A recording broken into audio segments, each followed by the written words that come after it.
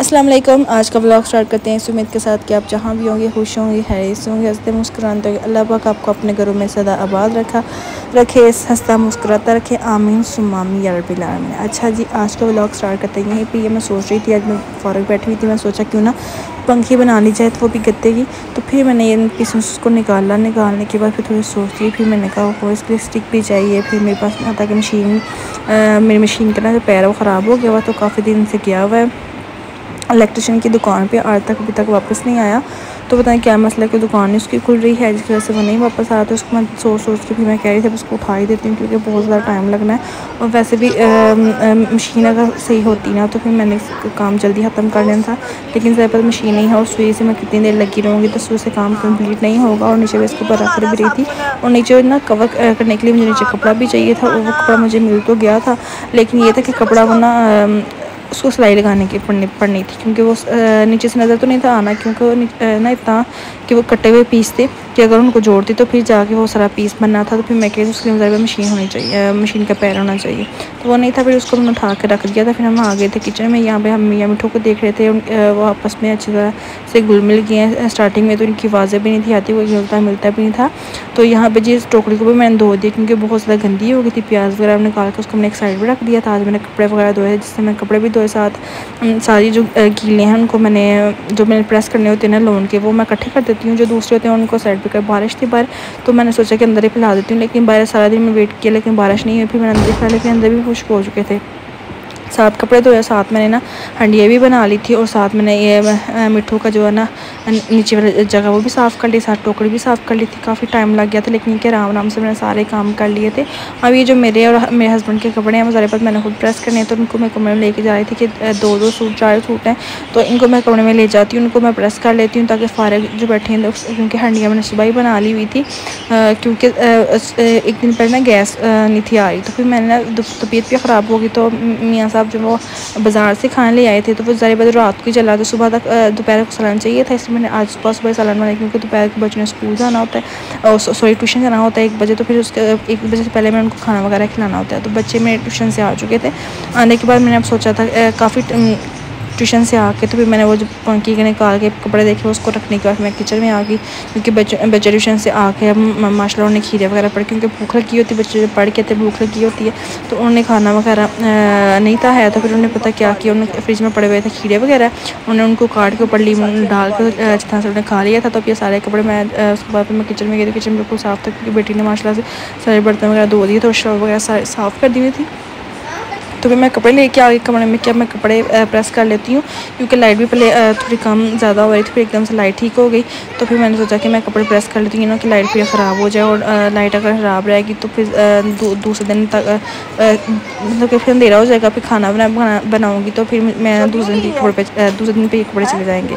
तो इसलिए फिर सोचा कि मैं अभी इसको प्रेस कर लेती हूँ। बच्चों ने ना एक ये गत्ते वगैरह पड़े जो मैंने निकाल लेते, तो बच्चे ने वो लेके तो अपने कोई काम करना स्टार्ट कर दिया, टेप वगैरह लेके। तो मैं कहा चलो बच्चे बिज़ी रहेंगे, इस तरह बिज़ी रहेंगे तो कोई लड़ाई वगैरह भी नहीं होगी, और आराम से कमरे में खेलते रहेंगे। तो उनको भी मैंने चीज़ें वगैरह दे दी देखे। तो फिर मैं ये जो मेरे सबसे छोटा बेटा है, ये तो किसी चीज़ से सेट नहीं ना होता है, इसको गाड़ियाँ दे दो, जो मर्जी दे दो, फ़ोन दे दो, ताकि किसी चीज़ से सेट नहीं होता है। तो इसको अब देखिए मुझे कार चाहिए, तो मुझे कार लेना, क्योंकि सारे बच्चे खेल रहे थे, लेकिन बात ये लगा था ये किसी भी चीज़ में ना मतलब कि वो खुश नहीं था हो रहा, उसको कभी कुछ चाहिए कभी कुछ चाहिए। तो अभी उसको गाड़ी चाहिए थी, तो वो गाड़ी किचन में ड्रॉ में पड़ी हुई थी, तो फिर मैं उसको लेके आई थी कि किचन में पड़ी हुई है। तो उसको मैंने बोला खुद ले, कहते नहीं आप जाएँ, तो फिर लेके मेरे साथ आप चलें।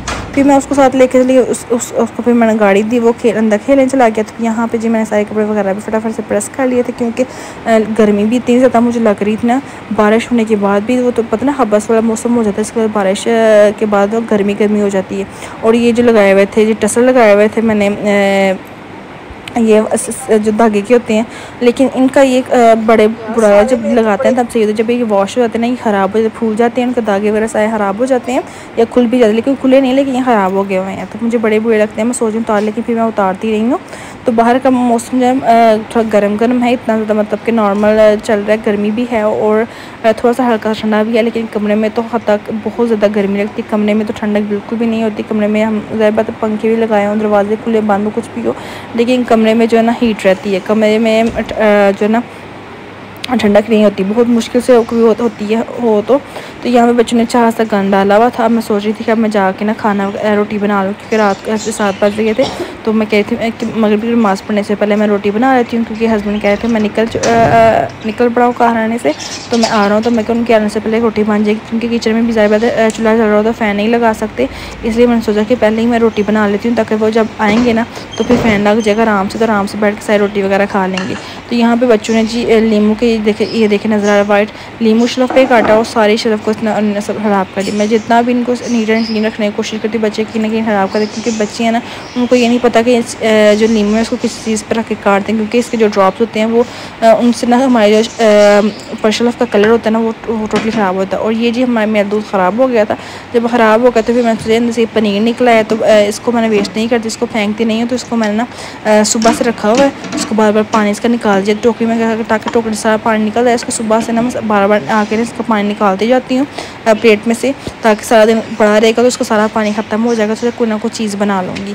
तो अब मैं सोच रही थी कि फटाफट से रोटी बना, क्योंकि उनके आने से बाद मैं रोटी बना लेती हूँ। फिर अज़ान भी हो रही थी और नमाज़ भी पढ़नी थी मैंने। फिर और छोटे छोटे घर में जितने भी हम लोग कोशिश करते हैं कि जल्दी काम ख़त्म हो जाए, लेकिन कुछ ना कुछ छोटे छोटे काम होते हैं जो ना रह जाते हैं। कभी कभार मैं कोशिश करती हूँ कि मैं ना टाइम पे मतलब खाना वगैरह बना के उन्हें खिला दूँ, लेकिन ये होता है कि खाना तो टाइम पे बन जाता है, लेकिन यह किचन साफ़ करने में थोड़ा टाइम लग जाता है। टाइम इतना नहीं लगता, लेकिन फिर मैं उनका से बातें करने लग जाती हूँ, अपने मियाँ साहब से उनसे बातें करना स्टार्ट करती हूँ, या मैं कुछ छोटे मोटे काम या स्लोली काम करती हूँ। रात के टाइम ये होता है थोड़ा टाइम लग जाता है, वरना मैं अगर काम करने लगूँ तो 5 या 10 मिनट के अंदर किचन को सारा साफ़ करती हूँ। लेकिन किचन ज़्यादा पता है कि हम लोग 6 तो अफराद हैं, 4 बच्चे हैं और 2 हम बड़े हैं, तो हम लोग कितने के बर्तन यूज़ करते हैं, बहुत कम बर्तन यूज़ होते हैं और ग्लास भी बहुत कम यूज़ होते हैं। किचन में बहुत कम गंद डलता है, लेकिन मैं उसको साफ़ करने में बहुत स्लोली रात के टाइम करती हूँ, क्योंकि ज़्यादा बात है तब हम हस्बैंड साहब किचन में बैठे होते हैं, फिर आस पास गपशप होती रहती है और साथ साथ काम होता रहता है। अभी भी मेरी तबीयत थोड़ी ठीक नहीं हुई, क्योंकि अभी बहुत गला मेरा ना गले का कोई मसला शायद हो गया हुआ है। एकदम से मेरी सांस वगैरह जो है वो रुकना स्टार्ट हो जाती है, और पता नहीं क्या हो गया। अभी दवाई वगैरह भी ली है, लेकिन फिर भी फ़र्क नहीं पड़ा। तो मैं उन्हें कह रही थी कि मुझे ना सिरप ला दें, क्योंकि मैं कोई भी सिरप नहीं पीती सिवाय मैं दूध से आके। मैं बचपन से ना कोई सिरप नहीं पीती, सिर्फ एक ही मुझे ना बचपन में जो टांसेस हो गए थे, तो जब टांसर हो गए ना तो डॉक्टर ने बोला कि इसका ऑपरेशन करना पड़ेगा, लेकिन आप ऑपरेशन करने से पहले ये दूध से आना सिरप पिला दे। वो मैंने 1-2 हफ्ता पहले, लेकिन मेरे टांसर सारे ख़त्म हो गए, तो उससे वो मैंने सिर्फ तब से पीना स्टार्ट किया दूध से। उसके अलावा मैं कोई और सिरप नहीं पीती, बिल्कुल वो मीठा हो या जो मर्ज़ी हो, मैं नहीं पीती, सिर्फ दूध से ही पीती हूँ।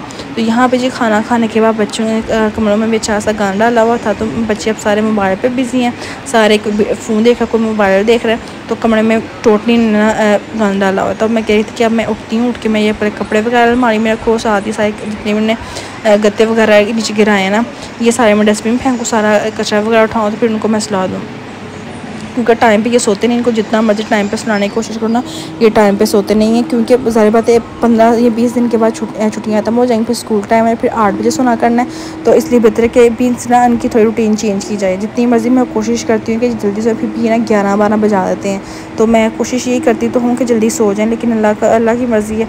तो यहीं पर मैं अपने ब्लॉग का भी एंड करती हूँ। अपनी दुआ में याद रखिएगा। अल्लाह हाफिज़।